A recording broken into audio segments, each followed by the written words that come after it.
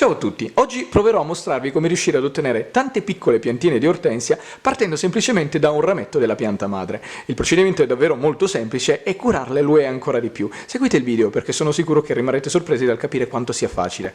La prima cosa che dovrete fare sarà quella di procurarvi un rametto di ortensia che abbia almeno un anno di vita e un colorito marrone. Questo dovrà essere prelevato dalla madre il più vicino possibile al ceppo, quindi più vicino possibile alla terra. Le caratteristiche che dovrà possedere il rametto che poi diventerà la talea sono semplici ma vanno rispettate, quindi una lunghezza tra i 15 e i 20 cm e che abbia almeno due internodi, quindi uno è questo, gli internodi sono quelli dove ci sono le gemme per intenderci, uno è questo e l'altro è questo. Questo sarà quello superiore perché è la parte dove appunto c'è l'apice della pianta in origine e questa sarà la parte inferiore. Nella parte inferiore, quindi subito sotto l'internodo, andrà tagliato in diagonale, quindi io vi faccio rivedere, questo è già stato tagliato ma vi faccio rivedere come va fatto il taglio, semplicemente così, prendiamo delle forbici e pratichiamo un taglio in obliquo. Questo qui è proprio la parte che andrà a contatto con la terra. Poi bisognerà creare un altro taglio che sarà quello subito dopo le gemme, il secondo internodo, e circa 2-3 cm sopra, ma questa volta in maniera orizzontale rispetto al tronco, così. Ecco qua. Abbiamo così creato il rametto che diventerà appunto la talea. Guardate. Caratteristiche assolutamente perfette. Preparare il terreno che vada ad ospitare questa pianta è davvero molto semplice, basterà procurarsi un pochettino di sabbia di fiume, dell'argilla espansa e della torba o del compost, deciderete poi voi in base a quello che troverete. E le proporzioni saranno queste: 25% di sabbia, 25% di argilla espansa ed il restante di torba. Procuriamoci un vaso ed in questo andiamo ad inserire i primi 2 cm di argilla espansa, questo al fine di evitare che si formino dei pericolosi ristagni d'acqua per la formazione delle radici. Infatti il terreno dovrà essere sì bagnato in tutto il periodo della formazione dell'apparato radicale, ma mai saturo d'acqua, perché se lo fosse non ci sarebbe il passaggio di ossigeno che è indispensabile proprio per la formazione delle radici. Una volta riempito il vasetto col terreno che abbiamo precedentemente preparato, prendere la talea ed andarla ad inserire all'interno di questo, con il taglio obliquo che appunto vada all'interno del terreno. Verificate sempre che i germogli abbiano la punta che sia rivolta verso l'alto, se così non fosse vuol dire che si è sbagliato il verso e quindi non procedete perché non lascerebbe nulla. Per essere quasi certi che questa talea poi sviluppi un apparato radicale che permetta alla pianta di vivere, potreste agevolare tutto il processo utilizzando degli ormoni radicanti.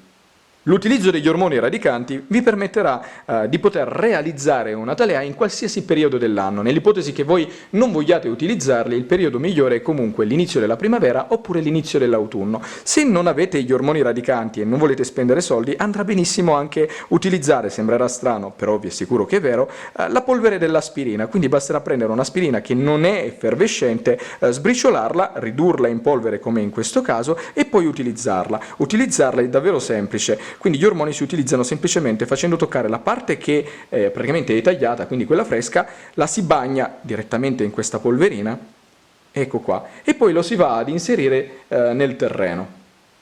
In questo caso io ho optato per l'utilizzo degli ormoni, quindi ho bagnato appunto la parte, quella viva, quella bagnata, e l'ho riempita di questa polverina bianca, dopodiché sarà sufficiente appunto prendere questa talea ed andarla ad inserire all'interno del terreno in questa maniera, così, semplicemente spingendo. Ecco qua. Una volta inserita la talea nel terreno, non resterà altro che bagnare questo con un vaporizzatore. Mi raccomando, bagnate molto abbondantemente il tutto. È tassativo che per tutto il periodo in cui la talea sarà all'interno del vaso, in attesa che si formi l'apparato radicale, il terreno resti sempre e costantemente bagnato. Al fine di favorire l'attecchimento della talea potrete creare tutto intorno una mini serra. E in che modo? Procuratevi 4 legnetti ed inseriteli così nel vaso, guardate. Una volta che li avrete inseriti sarà sufficiente prendere un sacchettino, anche uno dell'immondizia andrà benissimo, basta che sia trasparente, e lo andrete a fare scorrere sopra i legnetti, così. Poi, una volta fatto questa operazione, chiudere alla base, prendere un laccettino e con questo andare a chiudere sotto, così, guardate, niente di più. Ed ecco qua che avremo creato una mini serra. Questo permetterà appunto di far crescere la talea in un ambiente che avrà una temperatura e un'umidità costante.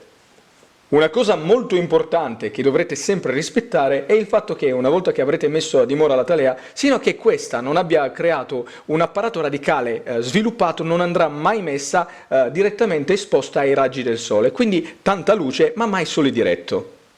Trascorse circa 2 settimane da quando abbiamo inserito la talea all'interno del terreno, se andiamo a riprendere il tutto per verificare a che punto siano i germogli, potremo notare che questi si stanno sviluppando in maniera assolutamente perfetta, sono cresciuti moltissimo.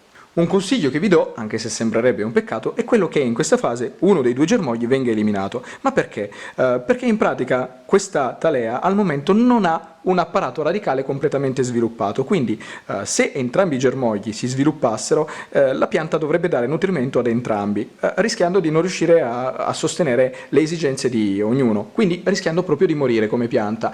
Eliminandone uno, il nutrimento andrebbe tutto a quello che rimane, facendolo crescere sicuramente in maniera più forte e più rigogliosa.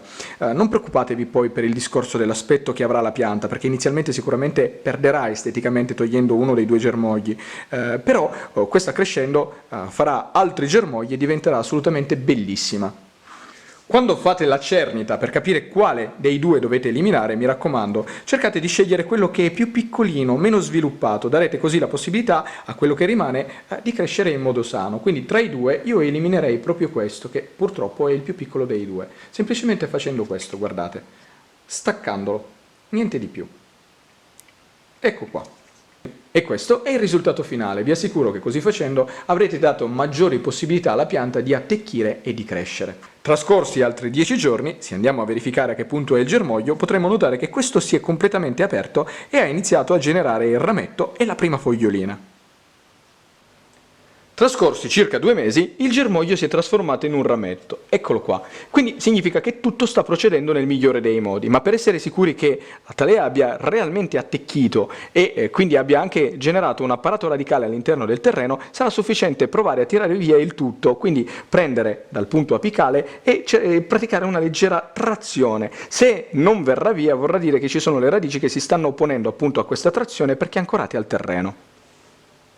E questo è il risultato che potrete ottenere dopo circa 2 anni dallo spuntare dei primi germogli, ovvero una pianta alta più o meno 30 cm che esteticamente è davvero molto bella. Quindi quando vi dico che sacrificare uno dei germogli all'inizio potrebbe essere una cosa che aiuterà la pianta, questa ne è la prova.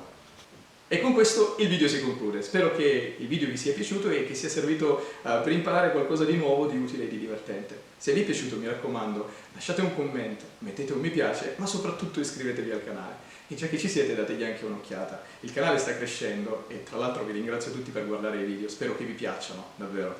Quindi detto questo, vi saluto e vi aspetto al prossimo video.